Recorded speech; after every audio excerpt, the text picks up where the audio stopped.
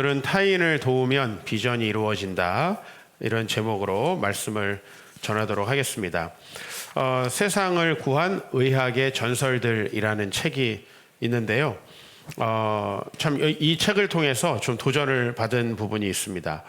그 19세기 중반에 유럽을 배경으로 해서 이런 설명을 저자가 합니다. 그때 당시에 사람들이 누리고 있던 어떤 문화적인 혜택, 이런 것들은 지금 우리나라의 7, 80년대와 비견할 정도로 아주 앞서 있었는데, 그때 유일하게 굉장히 뒤떨어져 있었던 분야가 무엇이냐 하면은 의료 분야였다. 그래서 치료를 받다가 의료 관련으로 굉장히 많은 사람들이 죽었다.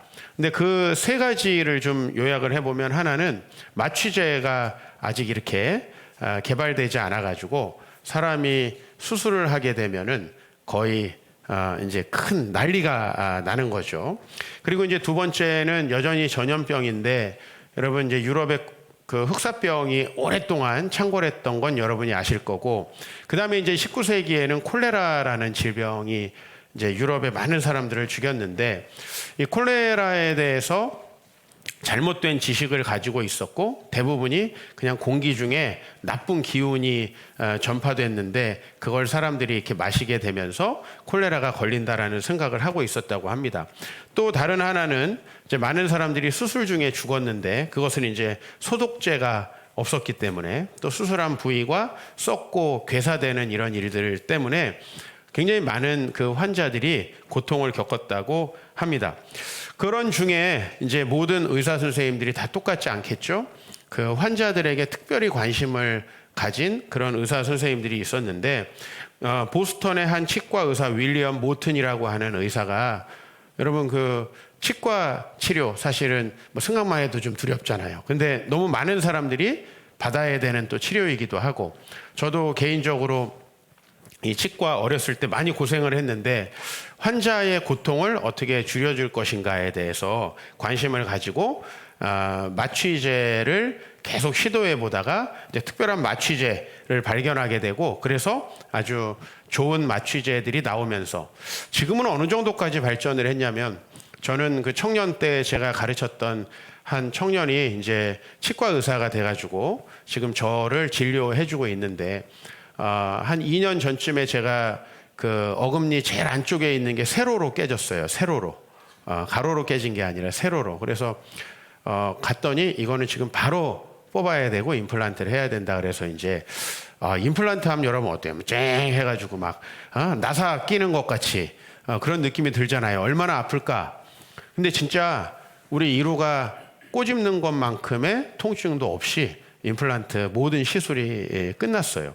그 정도로 사실은 우리가 지금 대단히 좋은 의료 기술들을 누리고 있는데, 그것은 바로 이제 이 윌리엄 모튼이라는 이 치과 의사, 환자들이 뭐 신경 치료를 하거나 또 발치를 할 때 겪는 그 고통스러움, 그것을 줄여주려고 하는 이 의사 때문이었다, 이 책이 이야기하고 있고요. 또 이제 콜레라에 대해서는 영국의 한 의사 존 스노우라고 하는 사람을 이야기하고 있습니다. 이 사람은 콜레라가 그냥 공기 중에서 왔을 것이다, 이 대기에 나쁜 기운을 들여마셔서 그런 것이다 라는 가설에 대해서 좀 의심을 품었어요. 그리고 한 번 콜레라가 이렇게 돌 때 두 가지가 눈에 보였어요. 하나는 상수도를 사용하지 않는 영국의 한 빈민촌에서 콜레라가 발생하지 않았다는 사실을 좀 주목했고요. 다른 하나는 양조장에서 일을 하는 그 양조장 노동자들이 콜레라가 걸리지 않는다라는 사실을 이렇게 발견한 거예요. 사실 이 사실은 누구도 발견할 수 있잖아요. 저는 이제 관심이라고 생각을 하는데, 어쨌든 이 사람이 그래서 콜레라에 대해서 새로운 가설을 세운 거죠. 이거는 물과 관련돼 있을 것이다. 그래서 이 사람을 통해서 콜레라가 이제 물에 의해서 전염된다는 것을 알게 되고, 영국의 대대적인 하수도 시설을 만들게 되는데, 지금도 그 하수도 시설을 런던에서 쓰고 있다고 합니다. 여러분들이 레미제라블을 혹시 다 읽어보셨다면은, 레미제라블에서도 파리에서 19세기에 하수도 시설을 만들었고 그 하수도 시설을 통해서 이 장발장이 탈출하는 내용이 나오는데요. 그 어마어마한 그 파리라는 도시를 지탱하고 있는 하수도 시설, 이런 것들이 사실은 존 스노우와 관련이 돼 있다. 또 콜레라와 관련이 돼 있는데, 어쨌든 그렇게 하수도 시설이 생긴 다음에 콜레라가 급감하게 되었다. 또 이제 다른 한 의사가 있습니다. 이 사람은 이제 외과 수술을 하는데, 사실은 이때 당시는 수술하는 것도 힘들었죠. 왜? 마취제가 없으니까. 그러나 수술한 다음에 수술 부위가 썩어서 다리를 자르거나 막 이런 경우가 굉장히 많았다는 거예요. 그런데 이 조지프 리스터라고 하는 의사가 이 환자의 환부를 석탄산 용액이라는 것으로 씻어내면서 이 환부에 더 이상 이렇게 괴사가 되지 않는다는 걸 보게 됐고, 그것을 이제 영국의 빅토리아 여왕을 시술하는 데에다가 적용을 했는데, 이 빅토리아 여왕이 어디죠? 겨드랑이 쪽에 있는 종기를 제거하고 거기가 잘 아물어서, 하여튼 이 사람의 이름을 따서 지금 리스테린이라고 하는 구강 청결제가 있죠. 모든 걸 깨끗하게 하고 좀 청결하게 하는 쪽으로 이 사람이 유명한 그 업적을 세웠습니다. 저는 죽어가는 환자들을 돕고 뭔가 생명을 살린다. 아마 모든 의사들이 처음에는 그런 생각을 가지고 의학을 전공하지 않을까 싶습니다. 그러나 실제로 그런 생각을 가지고 의사 생활을 하기가 힘든 게 벌써 인턴 레지던트 때부터 너무 힘듭니다.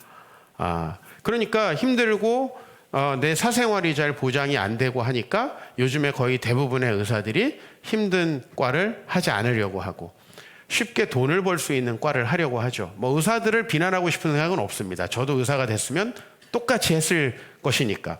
그러나 제가 오늘 말씀드리고 싶은 건, 제가 이 책을 통해서 굉장히 감동을 받은 건 뭐냐면, 타인의 고통에 공감하고 그것을 도와주려고 하는 의사들이 결국 자기들이 의사가 된 그 비전을 이뤘다라고 하는 겁니다. 똑같은 의사인데 내가 뭔가 얻은 것들, 뭐 돈 벌고 좀 명예스럽게 살았던 것에 만족하는 의사가 아니라 내면에 나를 의사로 부르신 하나님의 그 비전을 이루고 인류의 발전에 크게 이바지한다면 이게 얼마나 대단한 일인가.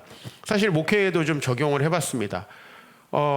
이 환자들이 고통 겪는 것보다 더 많은 고통들을 지금 우리 21세기의 대한민국의 젊은 사람들, 그리고 많은 분들이 정신적으로 겪고 있습니다. 정신적이고 영적인 수많은 질병들이 일어나고, 상담을 해보면 상상할 수 없는 이상한 삶들을 우리 성도님들이 살고 있습니다. 물론 그 성도님들 중에 목사님들도 당연히 들어가고요. 그런데 그들의 고통, 문제에 공감해서 그것을 해결하려고 하는 사람이 아마도 나중에 진짜 목회자로서의 부르심을 행복하게 이루고 그 비전을 성취하면서 살아가는 그런 목회자가 되지 않겠느냐. 저는 환자들에게 관심을 갖고 환자들을 위해서 살아간 삶이 이 의사들의 비전을 이루어줬다라는 생각을 하게 되었고요.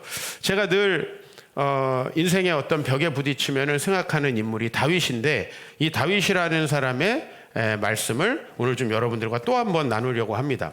사무엘하 23장을 우리 다루고 있습니다. 사무엘하 23장은 다윗의 이야기의 가장 끝부분에 위치합니다. 우리가 보통 사무엘 상하는 다윗의 이야기다 이렇게 보시면 되고요.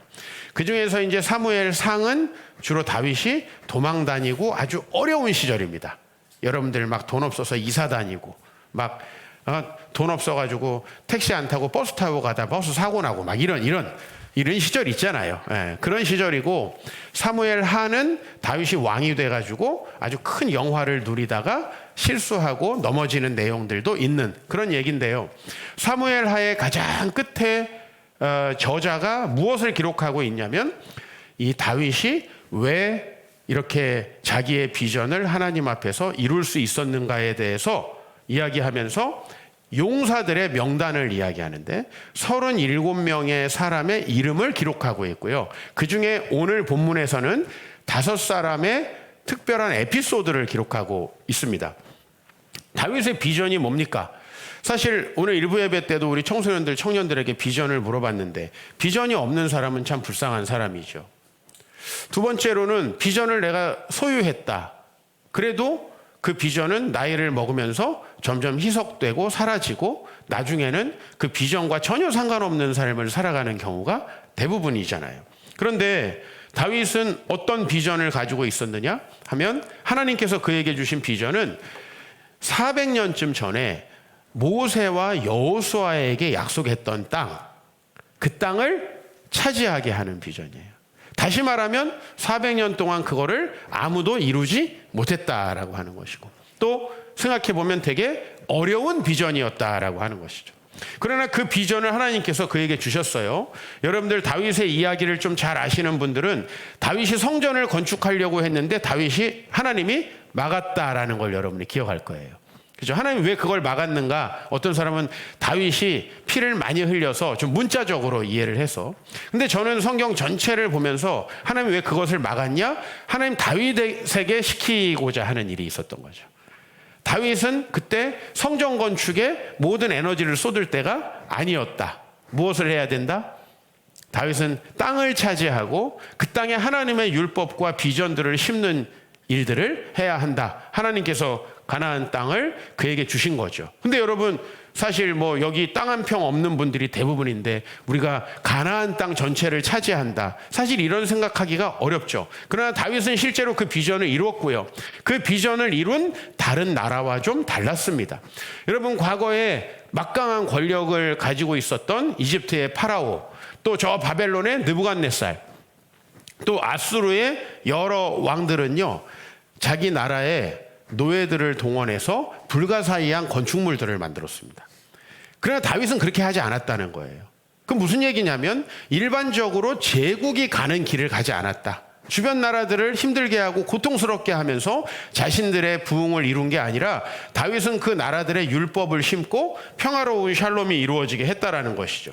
그래서 다윗은 처음에 왕이 된 다음에 블레셋과의 전쟁, 그리고 예루살렘을 그 당시에 이방인들이 차지하고 있었는데 그 예루살렘을 차지해서 거기에 하나님의 법궤를 가져오고 팔레스타인 전체 땅이 하나님의 율법을 지키는 평화로운 땅이 되게 하는 기초를 쌓았다.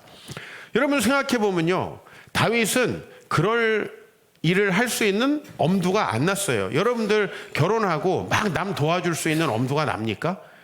아기 낳고 다른 사람 막 도와줄 수 있는 엄두가 나나요?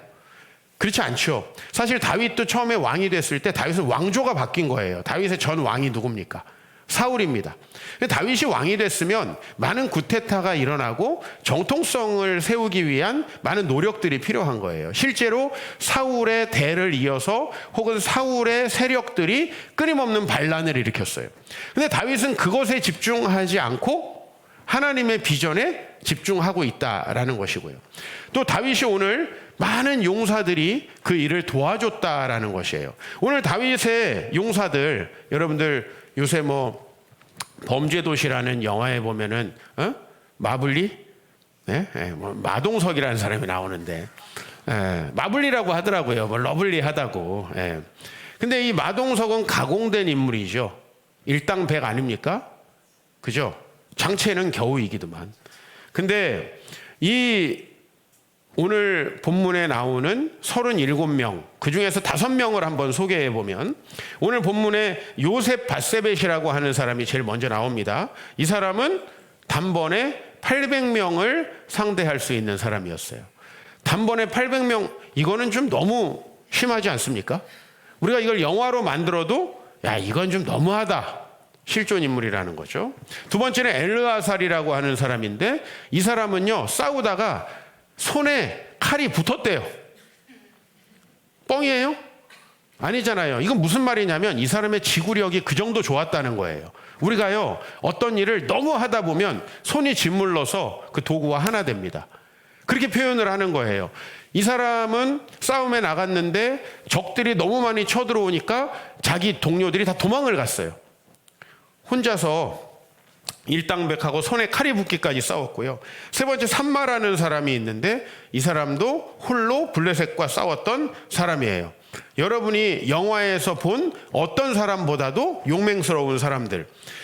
우리는 다윗을 되게 용맹스럽다고 보지만 다윗이 실제 전쟁에 나가서 승리한 거는 골리앗과의 이야기밖에 없고요. 그 골리앗은 기적적인 이야기라고 볼 수 있겠죠. 그죠? 전혀 준비되지 않은 사람이 물맷돌로 상대방의 거구 장수를 쓰러뜨린 이야기는 하나님이 다윗에게 특별한 은혜를 주신 거예요. 그러나 다윗이 이긴 수많은 나머지 전투들 중에 오늘 여러분 이런 분들 들어보셨어요? 요셉바세벳 들어봤어요? 엘르아살 못 들어봤지만 다윗의 모든 승리의 뒤에 이 사람들이 사실은 있었다는 것이고, 이 사람들이 뭐 다윗 정도는 쉽게 처치할 수 있는 그런 놀라운 용사였는데 다윗에게 목숨을 바치고 있다라는 사실을 기억해야 돼요. 또 아비새라는 사람이 있습니다. 이 사람은 창을 엄청 잘 다룹니다. 마치 삼국지의 관우처럼. 삼국지의 관우는 뻥이지만 아비새는 진짜 아니에요. 창을 잘 다뤄서 300명을 상대할 수 있었다. 분하야라고 하는 사람은 사자를 상대하고, 그 다음에 상대방 적장에 창을 가지고 무장한 사람을 막대기로 해결했다라는 거예요. 이게 진짜 말이 됩니까? 근데 이런 전설적인 인물이 37명 다윗에게 있었다는 거예요. 여러분, 다윗의 비전은 혼자서 할 수 있는 비전이 아니에요. 하나님께서 그리스도인에게 주시는 비전은 천하 만민을 우리를 통해서 복을 주시겠다는 거예요. 천하 만민이 아니라 나 복받기도 어렵잖아요. 우리 가족 복받기도 어렵잖아요. 이건 사실 이루어질 수 없는 비전인데 하나님은 우리에게 그런 비전을 주십니다. 그렇다면 그 비전은 어떤 과정을 통해서 이루어지느냐 하면 이런 특별한 동역자들을 하나님께서 붙여주심으로 이루어지는 거죠. 그럼 이 특별한 동역자들은 어떻게 도대체 생겼냐? 왜 나는 뭐 하려고 그러면 아무도 도와주는 사람이 없냐? 책의 저자로서 왜 나는 책을 내면 막 이런 사람이 한 37명이 한 500권씩 사줘가지고 막 베스트셀러에 못 오르냐? 아니, 안 웃어요? 예. 사라는 거 아니에요. 걱정하지 마세요. 여러분, 우리가 혼자 하는 게 아니거든요. 모든 일은 그 일을 놀라운 동역자들이 했다라는 거예요. 근데 오늘 이 본문의 5명의 이야기의 사이에 샌드위치처럼 끼어들어가 있는 이야기가 있어요. 이 나머지 37명이 다윗과 어떤 관계였는가 라는 것을 이야기하는 본문이 있어요. 그 부분 여러분 한번 설명을 해드릴게요. 오늘 15절 보면 다윗이 소원하여 이르되 베들레헴 성문 곁 우물물을 누가 내게 마시게 할까? 때는 블레셋과 다윗이 전쟁을 하던 때입니다. 그런데 블레셋이요, 다윗이 어린 시절 늘 놀던 추억이 있던 다윗이 태어난 마을을 점령을 했어요. 이렇게 다윗이 태어난 마을을. 그리고 다윗은 그 남쪽에 아둘람이라고 하는 곳에 진을 치고 있었어요. 근데 다윗이 참 전쟁답지 않게 뚱딴지 같은 그 소원을 이야기하는 거죠. 야, 나 어렸을 때 저 베들레헴 성문 곁에 그 우물물 쫙 마시면 엄청 시원했는데, 우리는 말하면 약수물 같은 건데 저거 좀 먹고 싶다. 그렇죠? 뭐 우리 자매들이 막 새벽 2시에 막 그것도 1월 달에 막 백화점 수박 먹고 싶다. 이런 것보다 더 황당한 거예요. 이게. 지금 전쟁 중에 있어요. 전쟁 중에. 지금 베들레헴 그 성문 곁 우물은 누구 수중에 있어요? 블레셋 수중에 있어요. 그걸 먹고 싶다고. 근데 세 용사가 다윗에게 말하지 않고 블레셋 사람의 진영을 돌파해서 몇십 킬로를 가가지고 그 우물물을 가지고 옵니다. 이 이야기가 보여주는 건 뭐냐면 이 사람들이 얼마나 다윗과 정말 서로 이득을 주고받는 정략적인 관계가 아니었는가라는 걸 보여주는 거예요. 아, 저 사람 저 정도로 하실 분이 아닌데 저 정도 원한다면 해주고 싶다. 우리가 가급적이면 그걸 해주고 싶다. 한밤중에 몰래 가가지고요, 그물을 떠왔어요. 다윗이 이거 진짜 떠올지 몰랐거든요. 그렇죠? 너무 마음이 불편한 거죠. 내가 잘못된 말을 했다가 저 사람들이 죽을 수도 있었다. 그 물을 난 이걸 여호와 하나님께 부어드린다 하고 쏟아버리고 마시지 않습니다. 이 이야기를 통해서 저자는 뭘 보여주는 거냐면 그 사람과 다윗의 관계가 절대로 정략적인 관계, 이해관계에 의한, 다윗이 왕이니까 다윗과 잘 보여서 자기가 뭔가 높은 자리를 차지하려고 하지 않았다는 걸 알 수 있어요. 물론 다윗에게도 그런 사람들도 있었습니다. 아이도벨이라는 장수도 다윗을 배신했고 아들도 배신했습니다. 그러나 만약에 모든 사람이 다윗을 배신하는 그런 관계였다면 다윗은 실패했겠죠. 그러나 다윗에게는 이렇게 그 물 한 모금이라도 다윗을 위해서 해주고 싶은, 그렇다면 만약에 다윗이 전쟁에서 위기에 빠졌다면 이 사람들이 자기 목숨을 바치지 않았겠습니까? 그런 놀라운 동역자들이 있었다는 거예요. 저는 이 사람들이 800명을 한꺼번에 손이 칼에 붙기까지 어느 정도로 지구력이 대단한 거예요. 여러분들, 우리가 조금만 운동해 보면 우리가 한 사람만 상대해도 지쳐가지고 쓰러질 것 같은데, 영화 같은 데 보면 막 한 50명 막 처리하잖아요. 그런 용사들이 있었다면 이 사람들이 스스로 높은 자리에 올라가고 싶지 않았겠는가. 근데 그런 사람들이 하나같이 누구에게 순종하고 있냐면 다윗에게 순종하고 있어요. 바로 다윗에게 왜 이렇게 순종하는 사람들이 많았냐? 다윗은 항상 하나님을 사랑하잖아요. 이웃을 사랑하잖아요. 여러분, 정말 저는 이 부모님이 되어서도 자녀에게 존경받지 못하는 사람을 많이 봐요. 그런데 부모님도 아니에요. 뭐 혈에 피가 섞인 사람도 아니에요. 다윗의 형제들 이 안에 없잖아요. 그렇죠? 그런데 그 사람들이 다윗을 위해서 이렇게 목숨을 바쳤던 건 다윗이 하나님을 놀랍게 사랑하는 사람이었기 때문에 귀감이 된 거예요. 골리앗과의 싸움, 다윗이 왜 나간 겁니까? 하나님이 모욕받는 것이 너무나 마음이 아파서 나간 전쟁입니다. 다윗은 그렇게 전쟁할 수 있는 사람이 아니에요. 그리고 다윗은 큰 장수가 아닙니다. 그런데 다윗은 그 전쟁에 나아갔어요. 또 다윗이 이 사람들과 관계를 맺었던 건 언젠가? 여러분, 그게 중요한 거예요. 다윗이 대부분의 자기 부하들과 만나게 된 건 사무엘상 20장에서 30장 사이예요. 자, 이렇게 제가 설명하면 좀 감이 오면 좋겠어요. 사무엘상 20장에서 30장은 다윗이 사울이 31장에 죽거든요. 그러니까 사울이 죽기 전에 끊임없이 다윗을 죽이려고 했던 시기예요. 그러니까 쉽게 말하면 상황과 형편이 허락된 시기가 아니라는 겁니다. 인생을 좀 살아보면 알게 돼요. 우리의 상황과 형편이 허락되어서 주님께 헌신하고 상황과 형편이 허락되어서 하나님의 일을 하는 사람은 없다라는 거. 하나님의 일을 하다 보면 왜 감동되냐면 상황과 형편이 안 되는 사람들이 그 일을 해내기 때문이에요.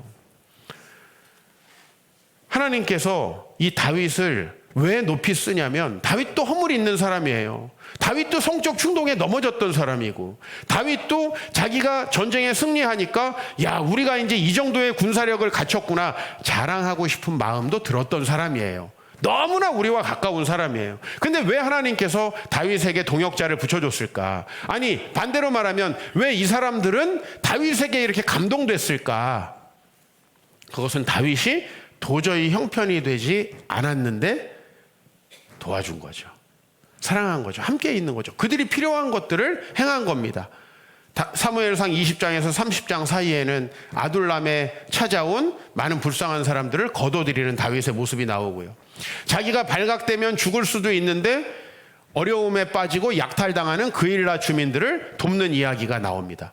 이런 이야기들을 통해서 사람들은 다윗을 돕고자 하는 마음이 생긴 거죠. 다윗을 내가 목숨 걸고 다윗의 비전에 동참하고 싶다. 뭐냐면요, 사람은 다 가치 있는 일에 동참하고 싶거든요. 다윗이 하는 일이야말로 가치 있는 일이고 아름다운 일이고 그 일에 내가 동참하고 싶다. 내가 거기에 동참해서 공천받고 내가 거기에 동참해서 뭔가 지분받고 뭔가 매출을 올리기 위해서가 아니었다는 거죠. 아까 그 이야기. 물을 떠갖고 온다는 게 말이 됩니까? 만약에 진짜 정략적인 관계였으면 다윗을 배신할 타이밍이죠. 다윗이 물을 만약에 진짜 떠오라고 했다면. 그러나 본문이 얘기하는 건 다윗이 물 떠오라고 시킨 게 아니에요. 다윗의 참 경솔한 향수, 그죠? 어렸을 때 그 마시던 물 마시고 싶다라는 그 얘기까지도 들어주고 싶은 거예요.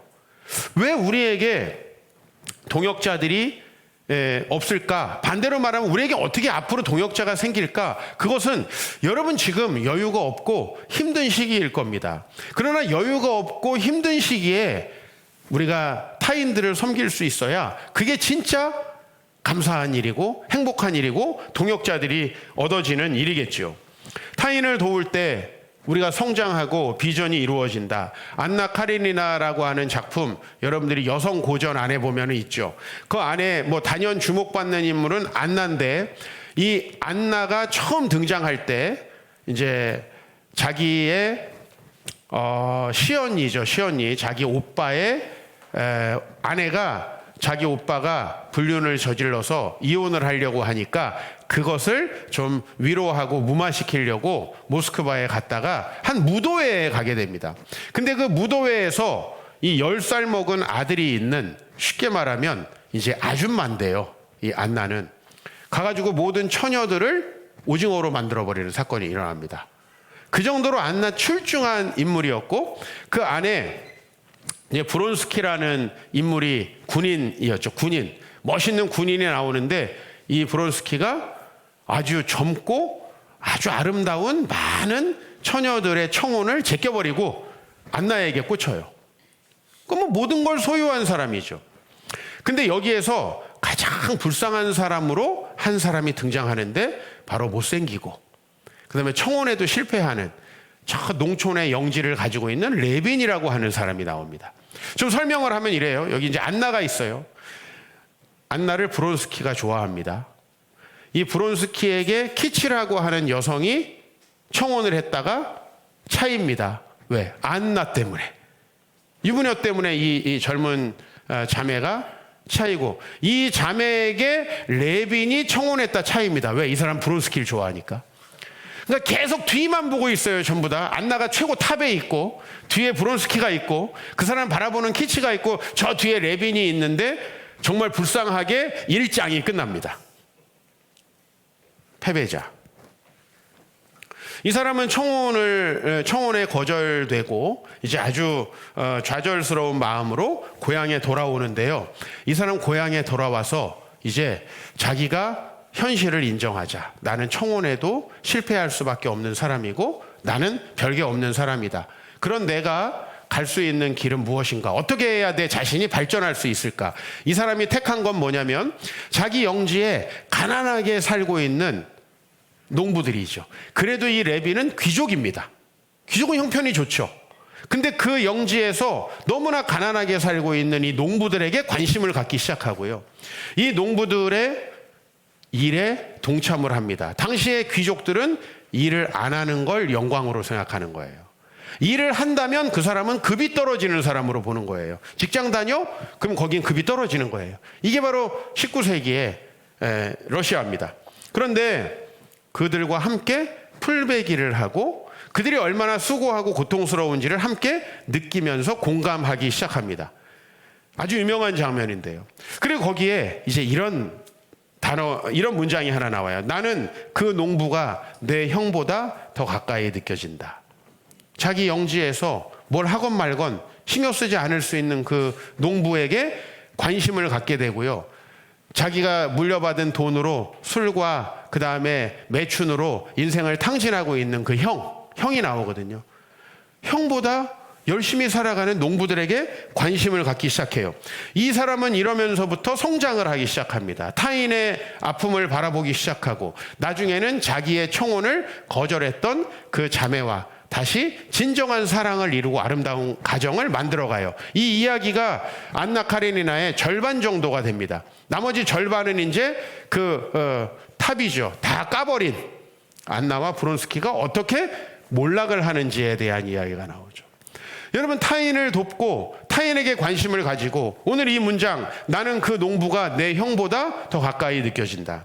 여러분, 하나님의 비전을 이룬 사람은 그냥 가족이라고, 피부치라고, 내 이익을 챙겨주는 사람이라고 그 사람들을 사랑하지 않습니다. 나와 상관없고 나와 전혀 피를 나누지 않고 어떻게 보면 하나님이 그냥 나에게 붙여주신 그 어렵고 소외된 이웃들을 위해서 내 시간을 얼마나 쓰느냐. 하나님은 그 얘기를 하고 계십니다.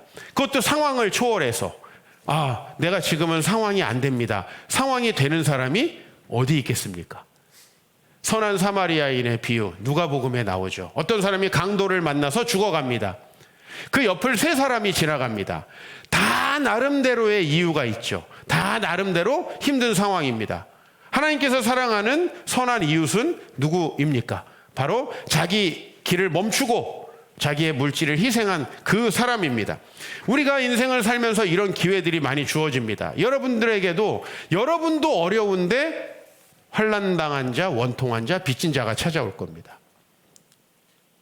여러분, 그 사람들에게 여러분이 지금 얼마나 관심을 가지고 그 사람들에게 시간과 물질을 투자하느냐가 여러분의 나중에 비전을 이루는데 가장 중요한 일이라는 거예요. 우리가 만약에 그렇게 하지 못한다면 어떤 일이 벌어지느냐? 점점 타인들은 우리와 멀어지고 나의 일에 아무 관심이 없어지게 될 것입니다. 저는 말씀을 준비하다가 또 한 번 정말 몽골에서 우리 권호문 총장님과 교제하던 생각이 납니다.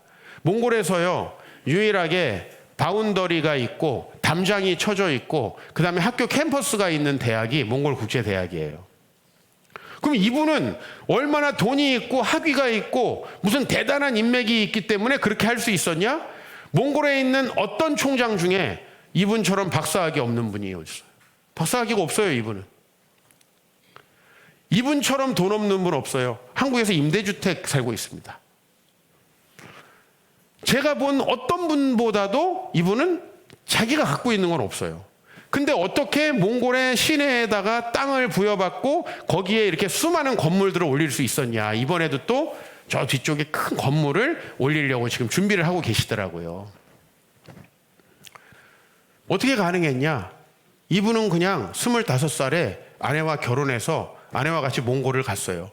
아무것도 없으니까 할 수 있는 게 이제 젊은 아이들, 쉽게 말하면 가정에서부터 이제 가정을 벗어난 청소년들, 길에 있는 이 불황자 아이들을 돕기 시작했어요. 걔네들을 돕다 보니까 조금이라도 먹고 살게 하려면은 여름에 작은 알바도 할 수 있게 도와주고, 그 다음에 겨울에는 몽골에는 일을 할 수 없잖아요. 그때 공부 가르치고 뭐 이러면서 그 아이들을 위해서 작은 인가도 안 난 그런 학교를 세우게 됐는데요. 그 이분의 스토리를 알고 그냥 몽골의 대통령이 이 사람 불러다가 땅을 줬어요. 어떤 다른 대학의 총장도 할 수 없는 일이에요. 어떤 다른 학위를 가진 사람도 못한 일입니다. 그리고 그 안에 있는 건물들 이분이 지었습니까? 물론 이분이 지었죠. 그러나 이분은 돈 버는 분 아니잖아요. 그 모든 건물들 다 이분의 뜻을 생각하고 이분이 하시는 일을 귀하게 여기는, 이분이 얼마나 하나님을 사랑합니까? 여러분, 박사학위가 없어서 아무것도 안 된다고요? 천만의 말씀이죠. 돈이 없어서요? 여러분, 내가 돈을 벌어서 할 수 있는 게 아닙니다. 하나님께서 주신 비전을 따라 몽골의 길거리 청소년들을 돕다가 몽골에 유일하게 바운더리가 있는 학교, 지금도 땅이 좀 남아있어서 거기다가 이제 큰 12층짜리 건물을 지으려고 하고 있는데, 여러분, 그것도 역시 이분의 돈도 아니고 이분이 가족들이 버는 돈도 아닙니다. 이런 일들이 어떻게 가능한가? 이 분을 돕는 엄청나게 많은 사람들이 있는 거죠. 그렇죠? 우리가 왜 나 안에 갇히는가? 왜 교회가 자기 교회밖에 모르고 세상에 손가락질을 받는가? 존재의 이유를 생각해 봐야 하는 거죠. 여러분들이 타인의 문제에 지금부터 관심을 갖게 되기 시작하길 바랍니다. 제가 여러분들에게 다른 사람에게 관심을 가지세요, 다른 사람에게 희생하세요 그러면 왜 제가 그런 걸 해야 되는데요? 이렇게 얘기해요. 맞습니다. 당장 보면 손해되는 그 일 내가 왜 해야 되는지 모르겠습니다. 왜 내 가족들의 바운더리를 넘어서 내가 내 시간과 물질을 사용해야 되나요? 사실 별 이유가 없습니다. 그러나 예수님은 산상설교에서 너희 자녀만 사랑하면 그거는 세리와 창녀와 똑같은 것이다 라고 얘기합니다. 가장 이스라엘 사람들이 싫어하고 손가락질하고 천박하게 여겼던 사람들, 그게 바로 바운더리를 벗어나지 못하는 것이죠. 타인의 문제에 관심을 가지면 비전이 이루어집니다. 우리 교회가 다른 교회를 돕고 선교지를 돕는 것이 저는 우리 교회가 성장하는 길이라고 믿었습니다. 많은 분들이 저에게 목사님 왜 건물을 사지 않았습니까? 목사님이 다른 데 선교하시는 돈 모았으면 지금 충분히 지상에, 지하가 아니고 지상에 부동산을 마련할 수 있었을 텐데 왜 하지 않으셨습니까? 저희가 저희의 욕심을 채우려고 했으면 아무 선교도 할 수 없었을 뿐만 아니라 우리 교회는 결코 성장할 수 없었을 거예요. 지난주에 부천에 있는 한 교회에 다녀왔습니다. 사실 제가 좀 크고 규모가 있는 교회였으면 절대 안 갔을 겁니다. 왜 제가 여러분을 안 만나고. 근데 이 목사님이 저희는 주중에는 성도님들이 오실 수가 없어요. 주일날 꼭 말씀을 듣고 싶습니다. 제가 이 청을 거절할 수가 없어가지고 그래 영상 시스템을 이용해서 일부 예배하고 가자. 제가 갔습니다. 근데 가가지고 너무 불편한 게 있었어요. 지금 저는 살짝 들려오는 저 에어컨 소리도 신경이 쓰이거든요. 근데 거의 자동차가 지나가는 것 같은 큰 소리가 이 본당에서 나는 겁니다. 선풍기가 한 5대 정도가 우리 교회보다 훨씬 좁은 교회인데 돌아갑니다. 나 돌겠더라고요. 난 예민해가지고 그런 분위기에 설교를 못합니다, 사실. 근데 그럼 바람이라도 나와야 될 거 아니에요. 에어컨이 소리는 큰데 대보니까 바람이 안 나와요.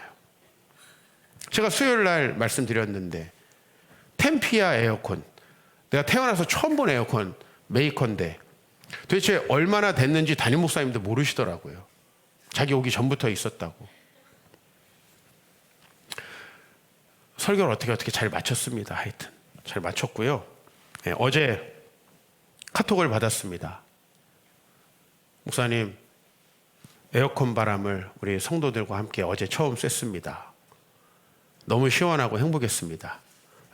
이번 7월 부흥회에는 목사님의 말씀과 냉난방기가 기억이 날 것 같습니다. 사실 앞에는 형식적으로 한 얘기고 냉난방기가 기억이 나겠죠. 제가 말씀을 전하면서 저거 바꿔야 되겠다. 딱 조각도에 있었거든요. 우리 이영호 형제가 있는데 요각도에 있었어요. 저 끝에. 근데 저걸 바꿔야 되겠다는 생각밖에 안 들어요. 그래서 끝나가지고 가가지고 그 소리 나는 에어컨에 이렇게 손을 대봤어요. 그랬더니 소리는 엄청 큰데 바람은 안 나오는 거예요. 에어컨이 하나 더 있더라고요. 그래서 집사님을 불렀어요. 집사님, 얘는 뭡니까? 그랬더니 상태가 더 안 좋아서 안 킨대요. 그럼 뭐야? 이거보다 어떻게 상태가 더 안 좋을 수 있는가? 알겠습니다. 그리고 어쨌든 저는 그냥 마음에 감동이 되면 저지르고 보는 사람이니까 그냥 이번 주에 에어컨 바꿔드리겠습니다 하고 왔어요. 제가 그걸 수요일 날 나눴어요. 수요일 날 제가 말씀드렸는데 2배 이상의 헌금을 해주셨어요.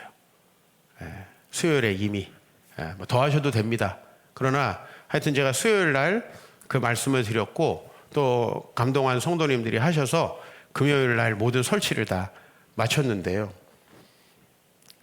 여러 가지 생각이 들지만 어쨌든 또 그 교회 성도님들이 약간 섭섭하더라고요. 어떻게 집에서는 휘센 쓰면서 교회단 저런 걸 놓을 수가 있는가? 좀 섭섭하더라고요.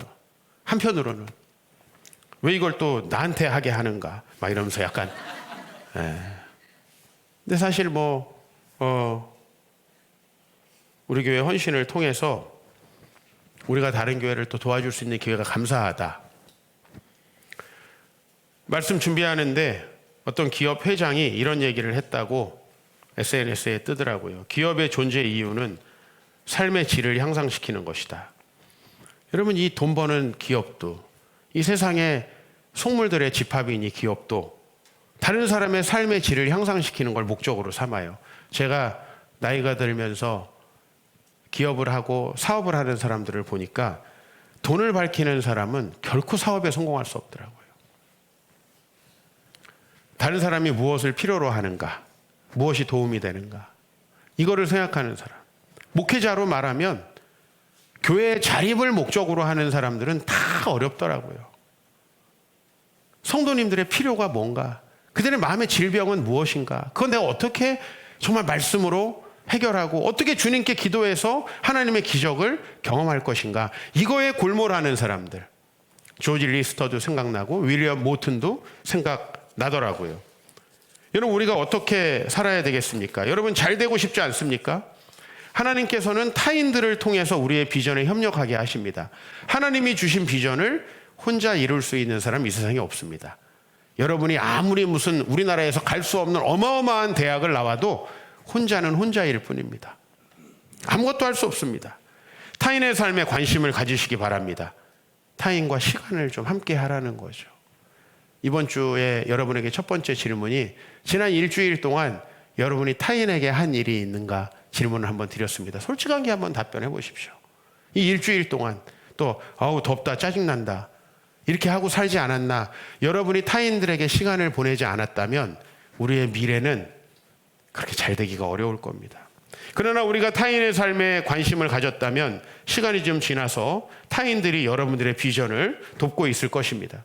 그러나 왜 다른 사람 나에 관심이 없는가, 왜 우리 남편마저도 나에게 관심이 없는가 불평하면 모든 사람이 우리를 떠나 있을 거예요.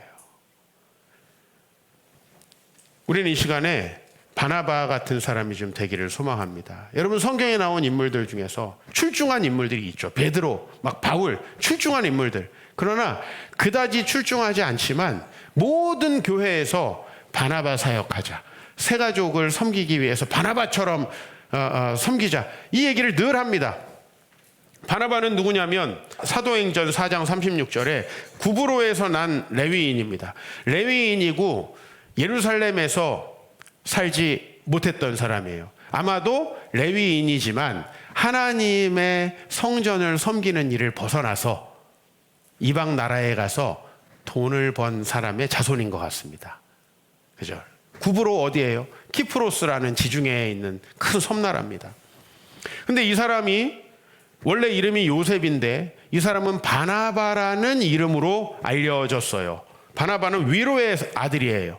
즉 다른 사람을 뭘로 위로했겠습니까? 37절 보니까 이 사람이 자기 밭을 팔아가지고 사도들의 발 앞에 뒀습니다. 이 사람이 자기 물질을 가지고 섬기게 된 거죠. 그리고 이 사람이 또 한 일은 무엇이냐? 자기가 아주 위대한 사도는 되지 못했지만 신약 성경을 기록한 큰 두 사람을 사역의 길로 이끈 사람이 바나바입니다. 당시의 미생이었던 바울과 마가죠. 그죠?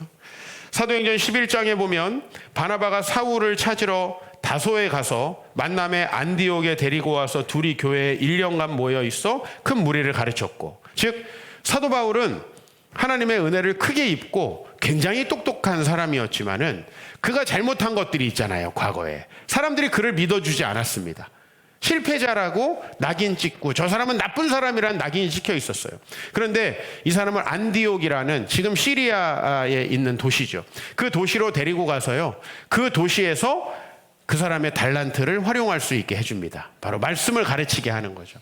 이 사역을 통해서 사도 바울은 이제 사역자로서의 본격적인 행보를 갖게 되고 안디옥에서 이제 신뢰를 얻어가지고 선교를 나가게 됐죠. 지금 여러분이 알고 있는 신약 성경 13권을 쓴 그 사도 바울이 되겠습니다.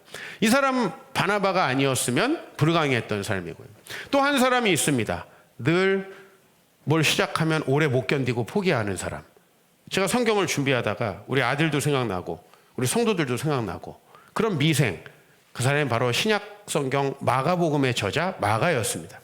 이 사람은 사도 바울과 바나바와 함께 단기 선교를 갔다가 중간에 때려치고 돌아왔습니다. 그 다음부터는 그 사람이 뭘 한다 그러면요, 야 쟤는 어차피 포기할 건데 시키지 마, 쟤 빼. 이제 이런 사람이 됐어요. 완전 불신을 받고 있었어요. 바나바가 어떻게 합니까? 사도 바울은 마가를 데리고 가지 않았습니다.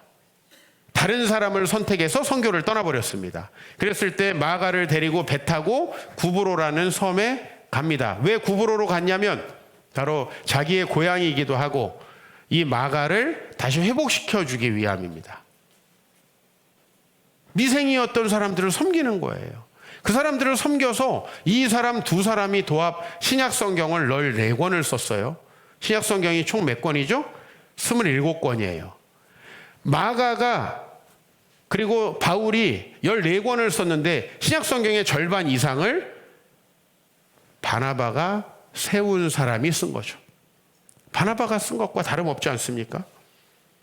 바로 바나바가 자기 나름대로 하나님 나라를 이룰 수 있었던 이 놀라운 비결은 자기의 것으로 섬기는 겁니다. 타인들에게 관심을 가졌을 때, 그럼 여러분, 이게 결코 손해가 아니라는 것이죠. 이게 어마어마하게 놀라운 일이라는 거죠. 그동안 우리 교회가 많은 선교지와 많은 목회자들을 섬겼습니다. 그분들이 우리 교회를 위해서 얼마나 기도하고, 우리 교회를 위해서 얼마나 좋은 소문을 내고, 우리 교회에 얼마나 많은 사람들을 전도해 주셨는지 압니까? 우리 교회가 다른 교회를 섬기지 않았으면 다른 교회 분들이 우리 교회를 사랑하고 기도해 주고 우리 교회를 위해서 섬겨줬겠습니까? 우리 교회가 바로 그 증거입니다. 우리의 비전은 천하만민의 복의 통로입니다. 여러분은 결코 여러분 가족 하나 잘 건사하라고 이 땅에 보내진 사람들이 아닙니다. 내 자식이나 잘 키워야지 하는 건 사탄이 주는 생각입니다.